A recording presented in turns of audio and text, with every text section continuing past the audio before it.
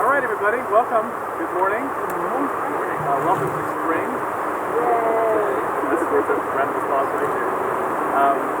It's my pleasure. My name is Mark Texel. I'm the Parks and Forestry Director for the state of New Jersey, and it's wonderful not only to be outside today and to get to have the long fun Ironworks, but also to be able to kick off and dedicate a project that's been in the works for over 7 years.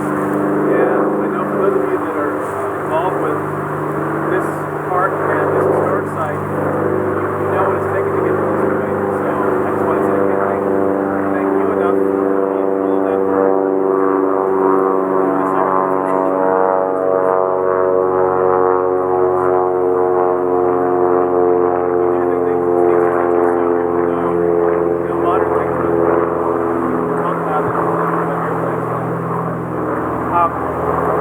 But I just wanted to say, on behalf of the Park Service, what this means to be able to put an important bridge like this back into place. This trail is a 3-mile trail from here to Ringwood Manor, and you all know the significant historical story and how important this was as a roadway, servicing the mines and the miners and the support of the activities 100 and 200 years ago. Having this washed out, it's hard because it's the very end of the connecting piece with all of the remains of the Ironworks. So for us to get this put back in place is a major accomplishment. And I can't thank the Friends of Long Pond Ironworks enough, Paul Frost, for what they did for this, Peter Dole, the New Jersey Trails Conference, and all the volunteers that were involved. And I'm sure that there's people that can tell you more detail today about the project, but I know from the Trenton office, the press release that went out, it's got a lot of attention because it's not often that we see a bridge built like this, of this significance and this size in any of our state parks or any of our trails. So it's great that it happened right here because it, I think, draws more attention to the Ironworks, the history of this area, and also to the importance of the trail system that we have in the state parks. So with that, Paul, do you want to say a few words next, or Peter, would you like to? I could just jump in and say not only does the Hessen-Cleaver Iron Mine Trail start here, but the Highlands Trail has about 125 miles through New Jersey, Hessen to Pennsylvania in the south, and continues up through New York in the north. That was also severed by the loss of this bridge. So that's almost like the Appalachian Trail having a chunk out of commission for 7 years. So this was a big project for the Trail Conference. I know we were involved from the start, and I think it may have contributed to burning out my 2 predecessors, so I inherited it as the 3rd Trail Conference New Jersey program coordinator to work on this. And at some point, 2 years on, I was even encouraged to maybe know when it's not meant to be, and I'm afraid I was a little too tenacious with it, so here we are. But it was really, thanks to lots of volunteers, not just people on the ground doing the physical labor of the assembly and construction, but we had engineers who contributed professional time to get this done. We had, consulting archaeologists who came out and looked. I know Ed Lennox came out and made sure this was all done according to plan. So, thank you very much. And yeah, lots of involvement, and we always encourage anybody who cares about this sort of work to get involved as a volunteer. We can always use people in the office, in the field, any way you're willing to contribute. So, yeah, public thanks to everybody who can't be here. Sure, so my name is Josh Sosowski. I'm the Northern Region Superintendent. Can you all hear okay back there? Can you all hear us? So I oversee all the state parks north of Route 46. So this park is one of those parks. And I just basically want to say thank you. I'm sure there's some of you out here who have really contributed with money to these organizations that have helped us do this, or have come out and given some sweat equity to make this stuff happen. And without folks like you collaborating with us, we could not keep all our trails going. We could not keep our parks open. We couldn't offer all the great things that we do in the state park. So I just want to give you a real thanks for all your help and your continued support. And I especially want to thank Paul from Long Pond Ironworks. They do a great job helping us interpret this area and making sure that this stays here. And I also want to thank Peter Dole. New York Trail Conference does so much work for us on our trails, and we wouldn't be able to pass most of our trails without their help. Okay, I just wanted to want to add my thanks to these gentlemen for everything that's happened to make this a reality. I'm really quite glad because now we don't have to explain back to the visitors why there's no bridge anymore. There's a lot of less talking we have to do about explaining the bridge. I want to especially thank the government for organizing the funding for this and it got done. This bridge ended up costing about $60,000. And we have the names of the major donors on the packet. So I guess without further ado, ribbon. You'll have to hike the entire trail to get back. Remember, Highlands Trail goes all through New York too, so you're going to be going a while. You gotta bring the Manor. I don't know if the Manor's open today or not. If you want to hike, bring the Manor today and get a tour. Couldn't think of a better day to do it. We should be there for you. Yeah, you guys get up there. I think the people that did all the route should do the one. Well, it's been unofficially open for about a year now, and today it'll be officially open. All right. Enjoy. You want to try it? I wouldn't walk right in the close and tag everybody, but you know.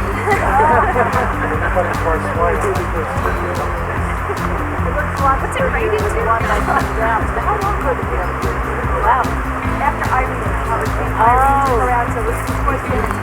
It was sure. I would have thought I had Irene.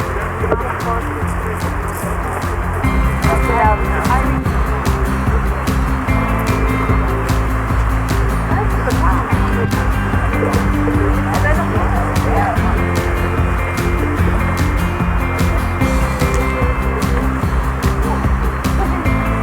I've never gone this way.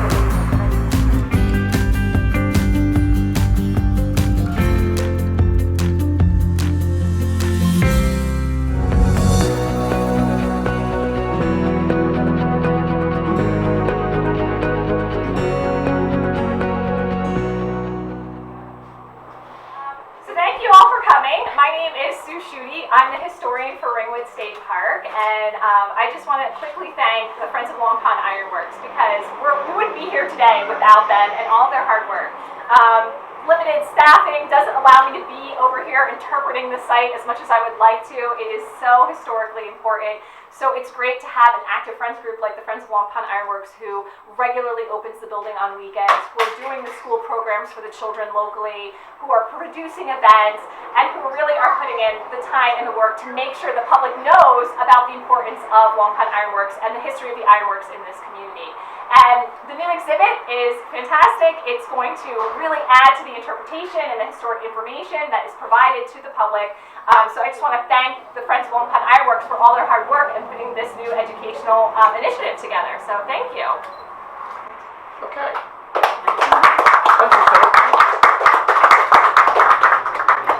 Well, this building and the museum first opened in 1996, so that was 22 years ago. And even from the beginning, the first museum displays that we had were always meant to be sort of temporary. We did it kind of on a shoestring budget, and it was adequate for its time, but we felt eventually that it would be good to really upgrade everything, make it look really nice, almost professional. And at first I want to thank the people who supplied the funding. Orange and Rockland, the utility company, they provided us some money. The Passaic County Cultural Heritage Commission also supplied some money. But the bulk of the money for this new museum redo came from Hopi volunteers. Over the years, we amassed enough money to finally be able to do the museum. I want to also thank, even nobody's here from them, Cornerstone Exhibits in Ramsey, a nationally known design company that does historic setups for people. They do Liberty State Park, and they've done us. We have a special relationship with them.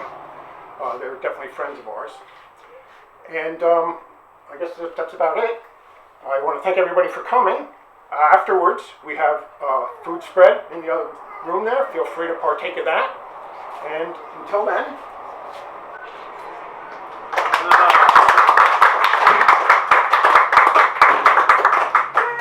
come on in.